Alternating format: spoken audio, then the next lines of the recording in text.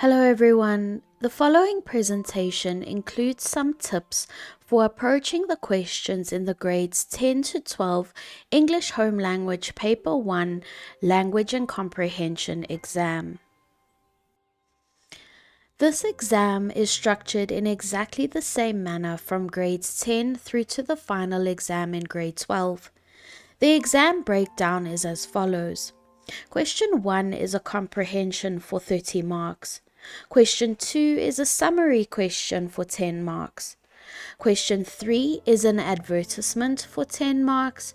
Question 4 is a question based on a cartoon for 10 marks. And lastly, question 5 always deals with language structures and conventions, also for 10 marks, thus bringing the total for the English Home Language Paper 1 exam to a total of 70 marks. It is so often that learners don't manage to finish this paper, and therefore it is very important that you manage your time. Here is a suggestion for using your time effectively to ensure you are able to attempt all of the questions. This paper is always a 2-hour exam. Spend 50 minutes reading the comprehension and answering the questions. The summary question should not take you more than 15 minutes. Spend 20 minutes analyzing the advertisement and answering the questions. Similarly, spend another 20 minutes examining the cartoon and answering the questions. Question 5 can be allocated 10 minutes of the exam time. Following these time allocations will then allow you 5 minutes to spare to double check all of your answers in your answer script. Let us begin with some tips for attempting the comprehension question. Use the 10-minute reading time allocated to you before the exam to read and focus on getting the gist of the comprehension passage rather than attempting to read the entire question paper. When the time comes to start writing your exam, then you can read through the questions. This will help you to look for particular pieces of information when you read the passage for a second time to really absorb the content and meaning of the comprehension passage. Also pay attention to the title of the passage, as this will give you an idea of what the passage is about. I always advise my learners to highlight the main ideas in each paragraph. Remember that the exam question paper is yours.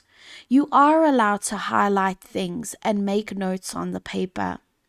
To ensure that you engage with the passage, it will help you if you try to visualize or picture in your mind what you are reading. Now that you have read the comprehension passage, you can start answering the comprehension questions. Read the instructions for each question carefully. Make continuous reference to the comprehension passage and really engage with what is written in each paragraph. You will see that each question contains a question word, for example, describe, comment on, and critically analyze. Each question also contains a key idea. A key idea simply means exactly what the question is asking you to do. It is important that you highlight the question word and circle the key idea in each question. Search in the passage to find the sentence containing this key idea and highlight the sentence in the passage that refers to the question or contains the answer. It is important that you write the answer in your own words. You need to rewrite the information in another way that has the same meaning. When you copy your answer verbatim or exactly word for word from the passage, we call this lifting. You will lose marks if this is all you do.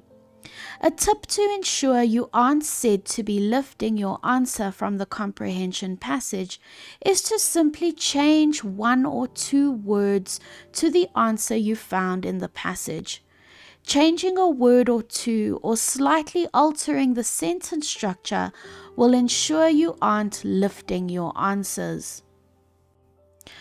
By highlighting the question words and circling the key ideas in each question, it will help you interpret and follow the instructions exactly as they are given.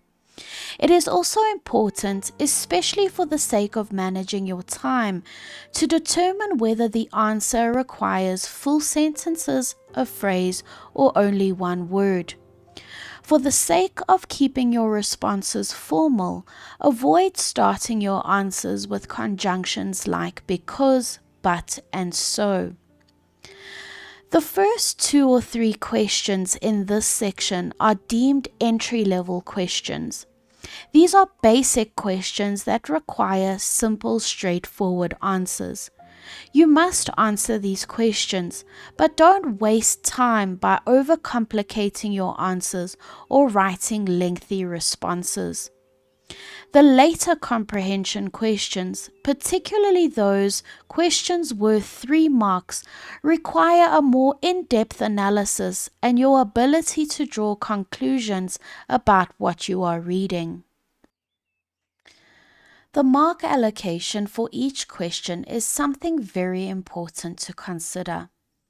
Look at the mark allocation for each question to determine the length of each of your answers. The mark allocation will tell you how many points are needed in each of your answers. A 2-mark question will require one idea from the comprehension passage and an elaboration on that idea. An elaboration, in other words, just means some detail or commentary on the idea you have provided for your first mark. A 3-mark question will require 2 ideas from the comprehension passage for 2 marks and some detail or commentary on these 2 ideas for your 3rd mark.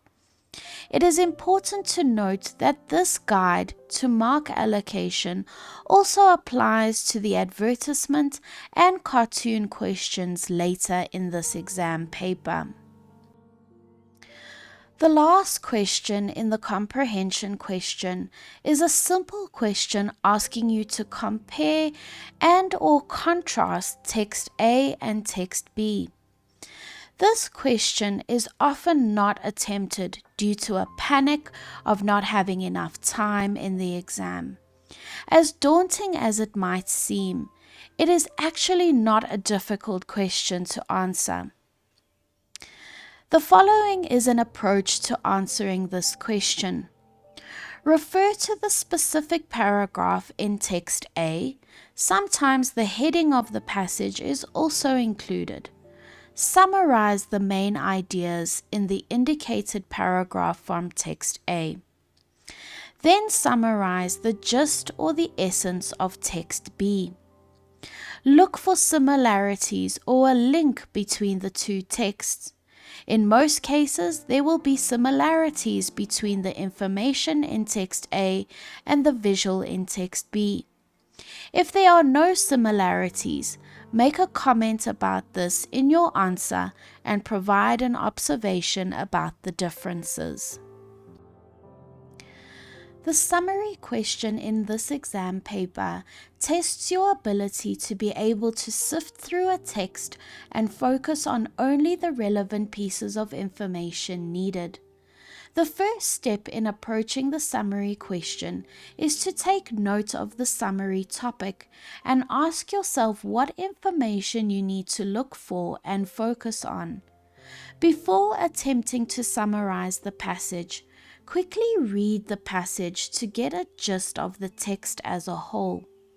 When you go back to start the summary, look for key words and phrases in the passage related to the summary topic. Highlight or underline 7 main points in line with the summary topic. Remember, the question paper belongs to you, so make notes on it and highlight on it as you please. Write your 7 points in the form of a fluent paragraph using short but well-constructed sentences. The summary question and the way it is marked is designed in such a way that you can score really good marks. Let's talk about the whole idea of rephrasing the main points of the passage into your own words. Even though you are encouraged to rewrite the 7 points of your summary in your own words, if you merely copied the 7 points verbatim, that is, word for word, you would still score a 7 out of 10 mark for this question, which is not a terrible mark. However, as a consequence for lifting the information, you would receive a 0 mark for language. With this being said, you do not need to rephrase the entire passage into your own words. Attempting to rephrase everything often leads to a misinterpretation of the original passage. All you have to do is simply change a word or two with a synonym or change the word order in each sentence. By doing this, you will receive the 3 language marks provided all your 7 points are correct. Applying these tips can guarantee you an easy 10 out of 10 for this question. Question 3 in this exam is always the advertisement. The first thing that needs to be considered before answering the questions is to make a quick analysis of the advertisement. Look at the advertisement and determine what product or service is being advertised. You need to analyze the text, the words in the advertisement, and the images to figure out what message the advertiser wants to send to the reader. Ask yourself what makes the advertisement attractive. Is it the font? Is there bold lettering? Are there any catchy images, slogans, or catchphrases? Identify the logo and slogan of the product or service being advertised. Remember that a logo is a simple design or image that represents a company, organization, or product. The slogan of a company, organization, or product is a short and striking or memorable phrase, usually paired with the logo. Look at the techniques the advertiser has used to keep the reader engaged. These can be visual techniques, which would include things that you can see and that attract your attention. Perhaps there is a cartoon, a graph with statistics, photographs, or a particular diagram or unique layouts. Consider the linguistic or the language techniques the advertiser uses in the written text, sometimes referred to as the copy. Look for clever uses of language like puns and ambiguity. Consider how punctuation has been used, particularly exclamation marks, question marks, and ellipses. As you would do in the comprehension question, highlight the question word and circle the question keywords in each question. Use the mark allocation as the guide to the number of points you need to make. Pay close attention to whether a question is asking you to focus on the visual aspects, the textual or language aspects, or both in the advertisement. In recent years, 2 marks in this question have been allocated to assessing language. Question 4 in this exam paper is the cartoon. Before considering the questions, take a moment to analyze the cartoon. Determine the setting. Ask yourself, are you able to determine the setting and the scenario taking place based on the clues in the cartoon? Ask yourself, what is the purpose of the cartoon? In other words, what message was the cartoonist trying to convey? Is the purpose to make us laugh or to make a more serious commentary, or perhaps both? You will very likely be asked about providing evidence of a character's emotion. Don't simply write that a character is feeling a particular emotion because of his or her facial expression. You actually need to describe the character's facial expression. There are also many more emotions than just happy, sad, or angry. Be specific in your description of facial features. For example, the character is feeling bored and uninspired because his eyes are half closed and his mouth is downturned. You might also be asked about a character's emotions in relation to their body language. Body language refers to body movement, gestures, and posture. Similarly to your response about facial expression, you also need to be specific in your description about a character's body language. For example, the boy is annoyed because his arms are crossed over his chest. Question 5, the last question in this exam paper, will assess your ability to identify language errors and your editing skills. Before attempting the questions, read the passage and comprehend what you are reading. You might already pick up on deliberate errors such as spelling, punctuation, and language errors. Highlight these because they might be asked in the questions. In this language section of the paper, a vast range of content and language skills are assessed. The concepts that could be examined and need revision include, but are not limited to, punctuation.